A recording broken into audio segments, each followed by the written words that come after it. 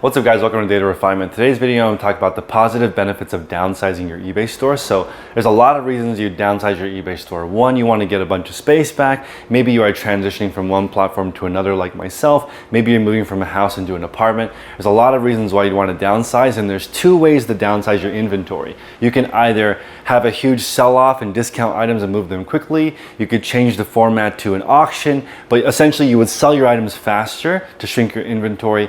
On the other side of that, you would either discard, throw away, or sell to somebody else inventory that you're not selling anymore. So I have now been off of eBay for about 4 months, and I only have around 60 items left. I've liquidated all that inventory either through redonating it, selling it to other resellers, or auctioning it off full price like singles. So singles is where you sell items one by one. Bulk would be where you sell items more than one at a time. So that was like bundles versus just selling them one at a time. I've done essentially both to increase my sell-through rate. So when you decrease your inventory, a lot of things happen. But number one, overall, your mental real estate changes. You get a lot of clarity as your inventory shrinks because your focus naturally focuses to something that you can really understand. So for me, liquidating probably I would say around 80,000 items over the last 4 months. I've really thought about what types of items do I want to sell?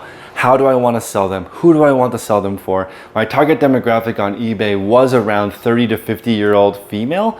Transitioning from that to Whatnot, which is a much younger, more male audience, has been a bit of a transition for me mentally. So it really matters who your avatar is. Who are you selling things to? And when you have a smaller inventory, it's much easier to deliver a much better experience of that specific demographic. So I'm gonna go over a few more tips in this video, so please smash the like button, consider subscribing. We'll see you inside.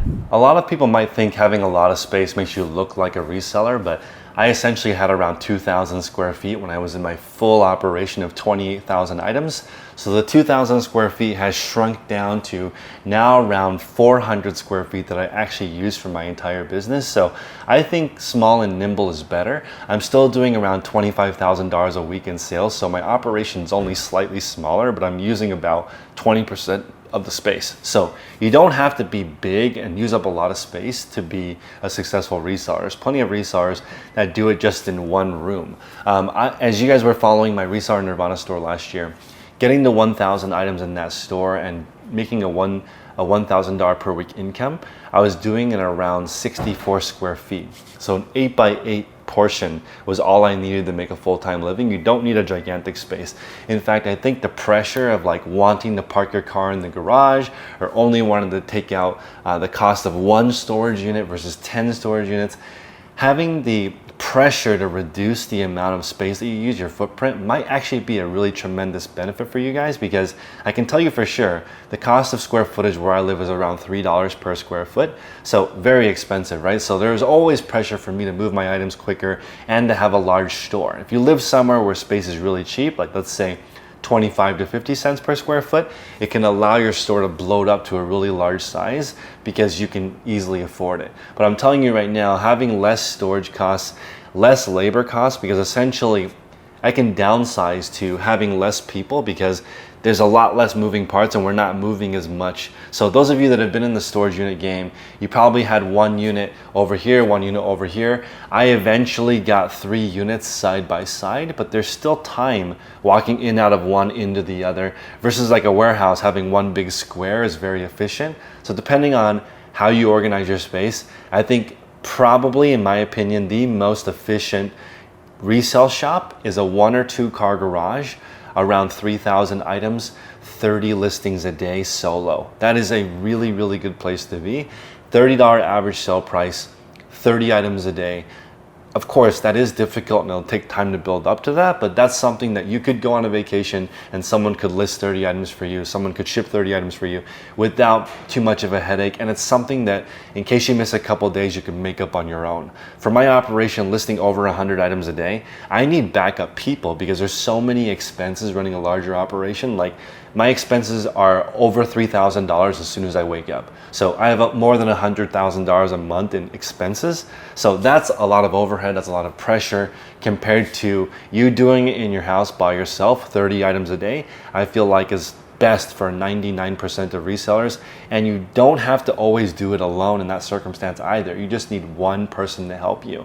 So one person that helps you and they can take over full-time when you take a vacation is fantastic. And I'm almost thinking, this sounds a little bit out there, but I almost think the best eBay business is a 50-50 partnership with somebody. And I know lots of people say the only ship that doesn't float is a partnership, but if you can figure it out so one person cares about the business as much as the other, which is difficult, especially in a partnership, because what ends up happening is one person does more work than the other. But if you can have equal responsibility, so let's say both of you have the capacity to do 100 listings per day, because I think that's the limit for what you can do by yourself. Both of you have the capacity to do 100 listings a day, 7 days a week, but you both do 50, right? And in case someone needs to go on vacation, one person can do 100 and cover it.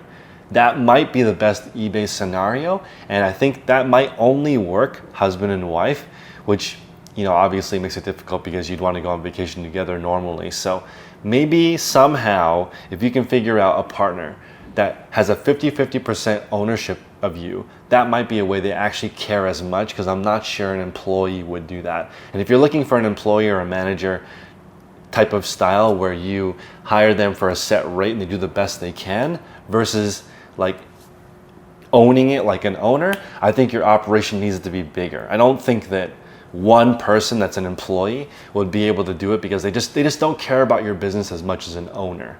And having more than 2 owners, 5, 6 owners, that's too complicated paperwork wise, and I don't think that would work. So either I think like a 3 to 5 person operation of all employees or contractors versus a partnership versus solo. Those are going to be the best ways. But downsizing is huge, because I have now noticed that I can run this business by myself in 2 days. 1 day sourcing, 1 day's photo ship, listing, photography. I could do this entire business and make 6 figures in 2 days. So it brought a lot of clarity to me selling all my inventory. I've sold all the fixtures. I don't have any more shelves. I have a few that I'm going to set up a home office in my garage, but as far as the storage units, I'm going to shrink down, I think, to just 1 storage unit. So it's going to be pretty interesting going into that new chapter. So I appreciate you guys. Hopefully this is useful. Until next time, make progress daily.